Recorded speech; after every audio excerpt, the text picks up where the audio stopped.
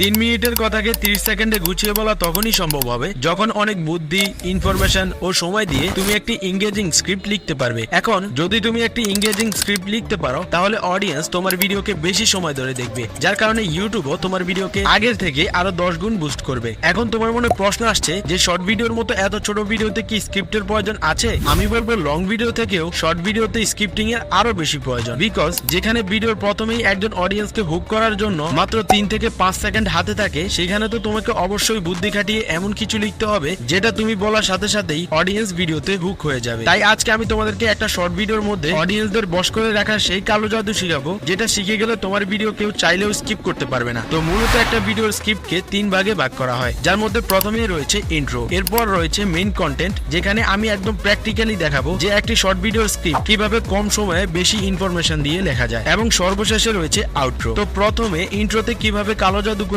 অডিয়েন্সদের ধরে রাখা যায় সেটা তো বলছি, কিন্তু আউটরোর মধ্যে অধিকাংশ ক্রিয়েটররা কি এমন গুণ করে যার কারণে বহু অডিয়েন্স নেক্সট টাইম তাদের ভিডিও দেখতেই চায় না, সেটাই বলবো একদম ভিডিওর লাস্ট পার্টে। তবে তার আগে তোমাকে মাথায় রাখতে হবে ইন্ট্রোর কথা। শর্ট ভিডিওতে যেহেতু সময় কম, তাই এখানে ঘুরিয়ে পেঁচিয়ে কথা বললে মানুষ ভিডিও কি স্কিপ করে দিবে, এটাই স্বাভাবিক। একটা রিপোর্ট থেকে জানা যায় যে বর্তমানে গড়ে একজন সাধারণ মানুষের মনোযোগ 8.25 সেকেন্ড পর্যন্ত টিকে থাকে। অর্থাৎ এই 8 সেকেন্ডে যদি তুমি অডিয়েন্সদের বুঝিয়ে দিতে পারো যে তোমার ভিডিওটা তাদের জন্য কতটা গুরুত্বপূর্ণ, তাহলে সে সামনে 30 সেকেন্ড বা 1 মিনিট সেই ভিডিও দেখবে কি দেখবে না সেটা ডিসাইড করে ফেলে। তবে আমি তোমাকে সাজেস্ট করব যে তুমি 3 থেকে 5 সেকেন্ডের মধ্যে বলার জন্য এমন কিছু লিখো যেটা শুনলেই অডিয়েন্সরা পুরো ভিডিওর ওভারভিউ পেয়ে যাবে। যেমন এদের শর্ট ভিডিওর প্রথম 5 সেকেন্ডে একটু মনোযোগ দাও। যখন কোনো চোর এই তালা খুলতে আসবে তখনই অ্যালার্ম বেজে উঠবে। আরে তোরো আমার পিছনে লুকিয়ে থাকা মানুষদের কি খুঁজে বার করতে পারবে? একইভাবে এমন কিছু ভাইরাল শব্দ আছে যেগুলি দ্বারা তুমি অডিয়েন্সদের শর্ট ভিডিওর প্রথম 3 সেকেন্ডেই হুক করে ফেলতে পারবে। যেমন তুমি কি জানো গত 24শে ফেব্রুয়ারি ঢাকার মধ্যে কি হয়েছিল?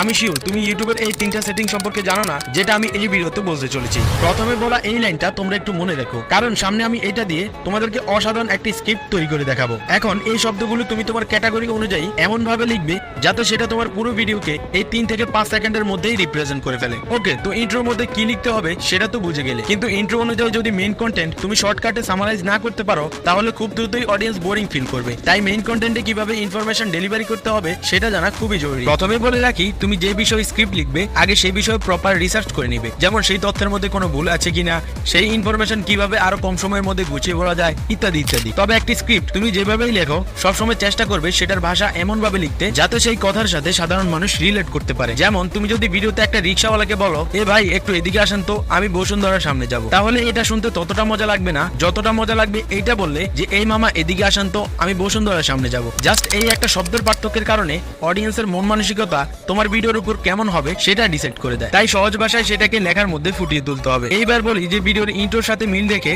কিভাবে ভিডিওর মেইন কন্টেন্ট সাপ্লাই করা যায়। তো এটা বোঝানোর জন্য আমি এক্সাম্পল হিসেবে তোমাদেরকে এমন একটা ঘটনা স্ক্রিপ্টের মধ্যে লিখে দেখাবো যেটা সম্পূর্ণভাবে কাল্পনিক ও মন গড়া, এবং আমি সেটা তোমাদেরকে উদাহরণ দেওয়ার জন্য লিখেছি। তো যেহেতু ইন্ট্রোতে আমরা বলেছি যে তুমি কি জানো গত 24শে ফেব্রুয়ারি ঢাকার মধ্যে কি হয়েছিল, এটা একটা আকর্ষণীয় প্রশ্ন, তাই আমরা এখন সেই প্রশ্নের উত্তর অডিয়েন্সদের বলবো, যেটা জানার জন্য তারা ভিডিওর সামনের অংশ দেখবে। আর সেই জন্য আমরা স্ক্রিপ্টটা এইভাবে লিখবো।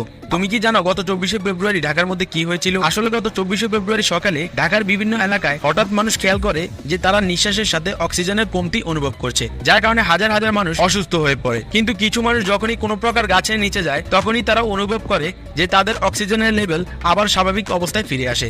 তো এতটুকুর মধ্যেই আমাদের ইন্ট্রো আর মেইন কন্টেন্টের লেখা শেষ। এখন ইন্ট্রো আর মেইন কন্টেন্ট কিভাবে লিখবে সেটা তো বলে দিলাম, কিন্তু এখন স্ক্রিপ্টের সেই গুরুত্বপূর্ণ অংশ রয়ে গেছে যেটার মধ্যে অধিকাংশ ক্রিয়েটররা এমন ভুল করে যার কারণে বহু অডিয়েন্স নেক্সট টাইম তাদের ভিডিও দেখতেই চায় না। আসলে আমরা যখন ভিডিওর শেষ অংশে চলে আসি তখনই 99% ক্রিয়েটররা ভাবে যে এখন তো ভিডিও শেষ, এখন আমরা দর্শকদের কাছে লাইক ও সাবস্ক্রাইবের কথা বলবো। আর ঠিক এ কারণেই ভিডিওর মধ্যে অডিয়েন্সদের এঙ্গেজমেন্ট থাকে না। যেমন তারা সেই ভিডিওতে কমেন্ট করে না, করলেও সেটা খুবই কম, এবং সেই ভিডিওতে লাইকের পরিমাণও ভিউজের তুলনায় অনেক কম থাকে, যার কারণে অ্যালগরিদম এই ধরনের ভিডিওগুলোকে আর নতুন অডিয়েন্সদের সামনে সাজেস্ট করতে চায় না, কারণ তুমি তাদেরকে এমন কিছু ফালতু কথা বলেছ যেটা তারা সেই 6-7 বছর আগে থেকেই শুনে আসছে। আর এই ধরনের কথা শুনে কোনো অডিয়েন্সের মনে এমন কোনো চিন্তা তৈরি হয় না যেটা ভেবে তারা স্যাটিসফ্যাকশন পাবে তোমার ভিডিওতে লাইক, কমেন্ট, সাবস্ক্রাইব করার। কিন্তু তুমি যদি ভিডিও শেষে একটা হিন্টের মাধ্যমে সেটা শেষ করো, তাহলে আমি কথা দিচ্ছি জীবনে কখনোই তোমাকে ভিডিওর মধ্যে লাইক, কমেন্ট, সাবস্ক্রাইব এগুলির কথা বলতে হবে না। আর সেই হিন্ট কেমন হবে সেটা আমি এই স্ক্রিপ্টের সাথে ম্যাচিং করে দেখাচ্ছি। তার জন্য আমরা এই অংশের পরে অডিয়েন্সদের এমন একটা হিন্ট দিব যেটা শুনলেই তারা ভিডিওর সাথে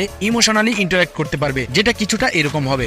আসলে আমরা প্রকৃতির সাথে নিষ্ঠুর আচরণ করলেও প্রকৃতি কিন্তু এখনো তার ছায়া তলে দাঁড়ালে আমাদের এই মেসেজটাই দিতে চায় যে এইবার বন্ধ করো গাছ কাটা, এইবার বন্ধ করো যেখানে সেখানে ময়লা আবর্জনা স্তূপ গড়ে তোলা, এইবার বন্ধ করো কার্বন ডাই অক্সাইড রিলিজ করা, এইবার বন্ধ করো নদী দূষণ করা। ব্যাস, এই তো হয়ে গেল আমাদের অসাধারণ আউটরো, যেটা শুনলে তুমি অডিয়েন্সদের বলতে হবে না যে কমেন্ট করুন, লাইক করুন, বরং তারাই নিজেদের ফিলিংস নিজেদের মতো করে কমেন্টে শেয়ার করে যাবে। কারণ এখন তুমি তাদের ইমোশনের সেই জায়গাটাই হিট করেছো যেটা নিয়ে তারা আফসোস তো করে, কিন্তু কেউই সেটা করতে চায় না। তবে তার আগে তোমাকে এই ভিডিও থেকে এটা জানা উচিত যে শর্ট ভিডিওর অ্যালগোরিদম কি চায় এবং সেটা কিভাবে কাজ করে। তো দেখা হচ্ছে সেই ভিডিওতেই।